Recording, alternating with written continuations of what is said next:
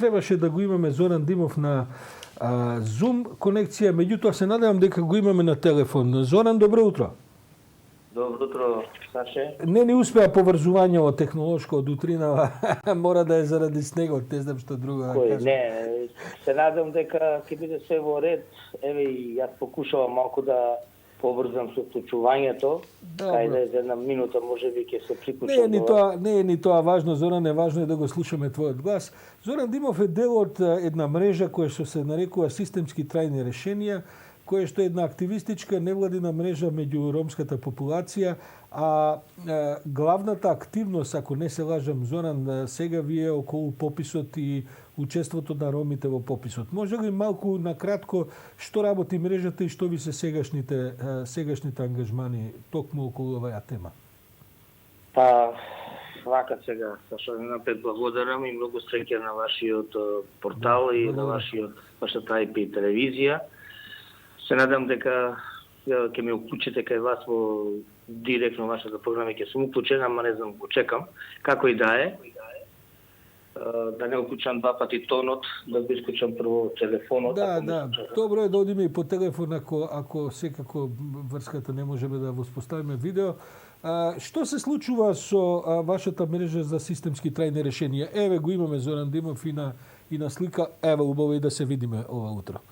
Што е суштината на целата мрежа, Зоран? Она што нас како мрежа системски решенија составено околу 16 организации невладини, нашата цел е едноставно да им помогнеме со системски трајни решенија на нашите роми. Фактички она што нас не тангетира сите прашања околу акционите програми и она што се движи во ромска популација. Може само да кажам дека работиме скоро повеќе од 4-5 години околу документите за лицата без кои нема документи. Така на некој начин покушававме со закон да го прогураме, дури добивме и закон со понесе Министерството за социјална политика заедно со нашата мрежа и нормално тука помогна Министерството за правда и за спремањето на активските, што би рекли, на актите, правните акти. Така на некој начин ова мрежа представува еден двигателен или да кажам, може да кажам еден вид програм кој што промотор на многу работи кои што ќе се одвиваат и ќе се одвиваат во текот на сите овие 25 години. Не е само една идеја, него дадени се повеќе идеи од здравствени медијатори, од педагошки асистенти, дадени се со ромските информативни центри и така натака. Тоа е една мрежа која што ние работиме долготрајно и повеќе работи се базираат на правните регулативи, на образовниот, едукативниот и економскиот и социјалниот програм. Инаку, нашата мрежа, нормално, веќе работи од почетокот на пописот, што би рекле. Кампањата за едноставно кажано, на ромски јазик Мадара, Маладжа, од вас осијан ром. Не се плаши, не се страми од тоа што си ром. Ние затоа имаме најголем проблем со тоа што многу наши, да кажеме, во наводници, некои украле од ромската статистика колку постоиме во 2002 година од пописот, на некој начин да се вратат тие роми или да се вратат тие наши што се викаат официјални луѓе кои што живеат како роми, затоа што ако некој го искористи тоа правото, го искористил за да се бројката на таа национално се зголеми. Но кога сватиле нашите роми дека акцијските планови, стратегиите се базираат во оваа држава према бројното стање или према народот, што би рекли да кога се избројат, и тогаш се прават и други програми и други акцијски планови кои што се потребни во развојот на оваа заедница. Само ќе кажам една основна работа, погледнете една Министерство за култура, кој што на некој начин не знам колку би се движило од 11 милиони евра, само 50.000 евра се дадени за развојна култура кај еден народ. Со 50.000 евра не можеш да се развие една културна дејност кај еден народ, затоа што стварно еден голем показател представува и од страна на средствата кои што се добиваат за промовирање на култура на еден народ. Може би не представува тоа проблемот, може представува и проектите и програмите што ќе се дават и концентрацијата на акционите планови, но тоа го гледаме и во другите места при вработувањето, дали во државната или во приватниот дел на бизнисот, како и да во приватниот можеби имаме некоја не токава дискриминација, ама во државниот сектор и те каква таа Зоран, ако ми дозволиш, гледам дека во последниве години, може и во цела последна деценија, постои едно високо ниво на активност на невладини организации кои што се занимаваат со ромски прашања. Ромите се веројатно етничка група во која што има најмногу политички партии. Не знам до каде е стигнато, ама треба да се едно 15-тина, ако плюс минус да речеме и така натаму. Значи има една колку се? Не е сашто толку. Ромски политички партии постојат 9. Тоа се султан партии, пред се кажано. Добро, тоа ми е прашањето. Сакам да кажам, постои една активност која што е забележлива на ниво на некакви, ајде да кажем, елити, политички, обштествени и така натаму. Дали тоа се рефлектира по тоа надалу или тоа сепак некаква активност која врзува повеќе релативно мал број на луѓе кои потоа околу себе ги вртат тие идеи, проекти и така натаму, или реално имате продор надолу. Бидејќи вашата мрежа е навистина и името само е одлично, значи вие сепак сакате да постигнете системски трајни решенија. Тоа е веројатно формулата за самиот збор системски трајни решенија не се тоа системски привремени решенија. Значи, системски трајни решенија е решавањето на тој проблем. Ние се зафаќаме со еден или два проблема и го тераме и го решаваме.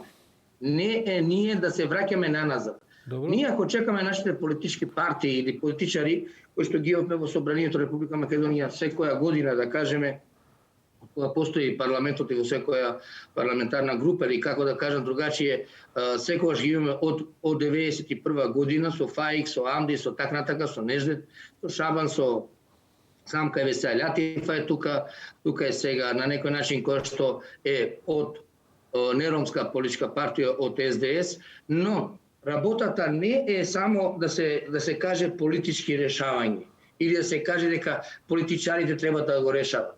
Политичарите треба да го решат, они се во законодавниот дом, во собранието. Но ја нити сум вишол нешто од некои наши амандмани, барања, закони, едно друго, да се покренат.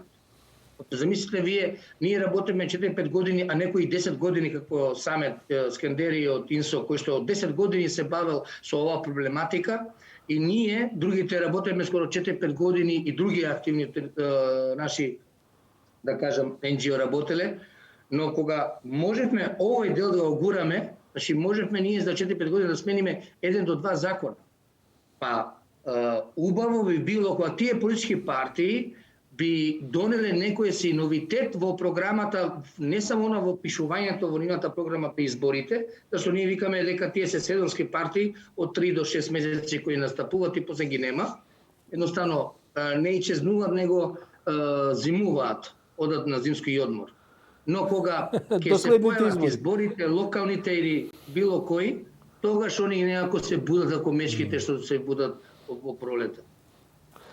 Добро, Зоран, што е сега конкретната цел со пописот? Велиш дека сте забележале дека постои, ајде ако смеам тој збор да го употребам, одлив на ромско население кон други етнички групи, веројатно е тоа поврзано и со религиските определби, па потоа настануваат претопување во таа смисла. Како реагираат луѓето на теренот? Се движите ли помеѓу луѓето? Спремни ли се, подготвени ли се да се попишуваат? Што се вашите искуства во таа смисла? Само ќе кажам едно нешто што пред све да одговорам на прашањето за пописот и како е на терен. Пред се би се навратил на една изјава со голем респект на господин Талија Ахмети, кој што кажа на пресконференција дека албанскиот народ на некој начин можеби ќе изгуби еден дел од запишувањето кои што тие се од ромската страна.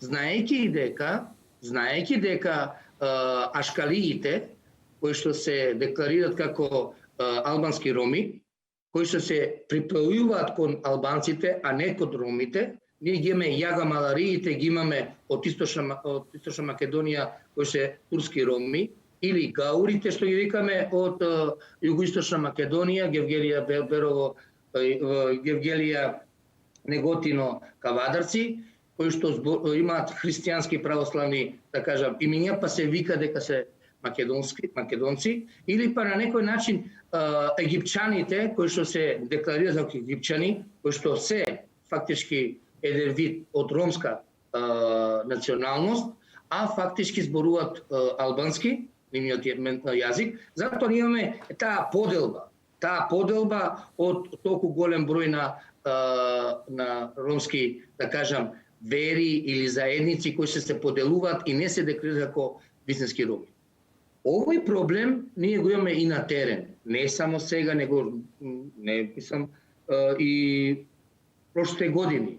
Но интересното и најголем интерес е тогаш кога при вработувањето и пред упишувањето на универзитетите или факултетите и средно образование, тогаш им се појавува таа патриотска, да кажам, леторика која викаме ние, сега ние сме роми. Ако само заради вработување, образование или било каков начин се декларираме дека сме роми и искористуваме тие 2-3%, да кажеме, од нашето или 4% што сме од државата и искористуваме само тоа, па тогаш не вреди човекот да се нарече ром. И ние затоа нашиот народ го мотивираме со слоганот што би рекле не се плаши, не се срами, тоа што си ром. И ја можам да кажам дека сум македонец Зоран Димов, ама не сум. Затоа што кога гледам дека мојот дедо покојни Панта, мојата баба Петра, од кај што доаѓаме, дали од Јужна Србија или од Северна Србија или од Косово, ние живееме тука преку 150 години. И сега, ако јас заради економска, социјална проблем, јас треба се декларирам како друга националност, окей. Тоа е на секому право. Да. Но Зоки, јас те молам, многу е занимлив разговорот, ама нашите термини се такви што немаме можност за предолги разговори. Предлагам оваа тема можеби да ја продолжиме во самото студио во првата наредна прилика, бидејќи ќе биде интересно да се види што ќе бидат резултатите од пописот, ќе видиме дали ќе има помрднување. Па би сакал, ако може, Сашо, негде на почетокот на 1 април, да се видиме во твоето студио со мојата мрежа, значи ако е можно 20 да присуствуваат, кои што стварно на терен работеле и ќе ви кажат, не мора ја да дојдам, ама тие 20 да дојдат и да ви објаснат која е причината и што се случува на теренот. Си земам за обврска, едниот да биде на Zoom врска, другиот во студио заради пандемијава, повеќе од 20 не можеме во студио. Зоран Димов, благодарам за овој инспиративен разговор. Се гледаме околу 1 април. Мојата... Така само да ти карам, Саше, дека на 8 април, 7-8 април во влад и во собранието ќе има огромна дебата по повод 8 април, Светскиот ден на ромите и 50 години од... Тоа е одличен повод, повторно се видиме, земам таа обврска за да се договориме.